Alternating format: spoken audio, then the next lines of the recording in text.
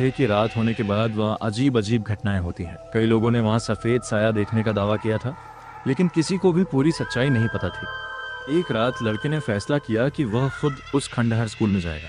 आधी रात का समय था, चारों तरफ सन्नाटा पसरा हुआ था। वह हाथ में टॉर्च लेकर स्कूल की ओर बढ़ने लगा।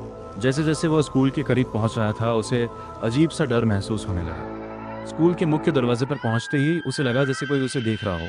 उसने इधर उधर देखा, लेकिन वहां कोई नहीं था। वो धीरे धीरे अंदर गया। अचानक एक पुरानी खिड़की जोर से खुल गई। लड़का घबरा गया, लेकिन उसने हिम्मत नहीं हारी। स्कूल के अंदर हर तरफ धूल और टूटी हुई बेंचें पड़ी थी। तभी उसे ऊपर वाली मंजिल से किसी के चलने की आवाज़ सुनाई दी। वह आवाज़ का पीछा करते हुए सीढ़ियों की तरफ बढ़ा। जैसे ही वह ऊपर पहुंचा, उसे एक पुरानी कक्षा दिखाई दी। उसने टॉर्च की रोशनी कमरे में घुमाई।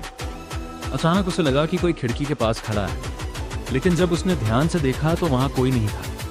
तभी उसके पीछे किसी के हंसने की आवाज़ आई। लड़का तुरंत पीछे मुड़ा, लेकिन वहां भी कोई नहीं था। अब उसका डर बढ़ने लगा था। तभी उसकी टॉर्च बार बार जलने और बुझने लगी।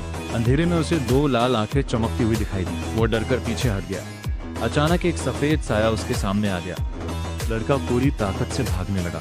वह सीढ़ियों से नीचे उतरा और बाहर निकलने की कोशिश करने लगा, लेकिन स्कूल का दरवाज़ा अपने आप बंद हो चुका था। उसने दरवाज़ा खोलने की बहुत कोशिश की, लेकिन दरवाज़ा नहीं खुला।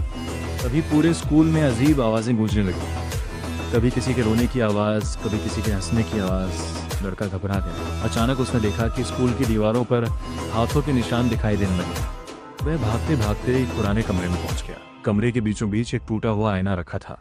जब उसने आईने में देखा तो उसके पीछे वही सफ़ेद भूत खड़ा था। लड़का डर के मारे चिल्ला उठा और पीछे मुड़ा, लेकिन वहाँ कोई नहीं था। कुछ ही सेकंड बाद कमरे का दरवाज़ा अपने आप बंद हो गया। अब लड़का पूरी तरह फंस चुका था। भूत धीरे धीरे उसकी तरफ बढ़ रहा था।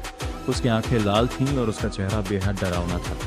लड़के को लगा कि अब उसका बचना मुश्किल है। तभी उसे अपने बुजुर्गों की बात याद आई कि मुसीबत के समय अल्लाह को याद करना चाहिए।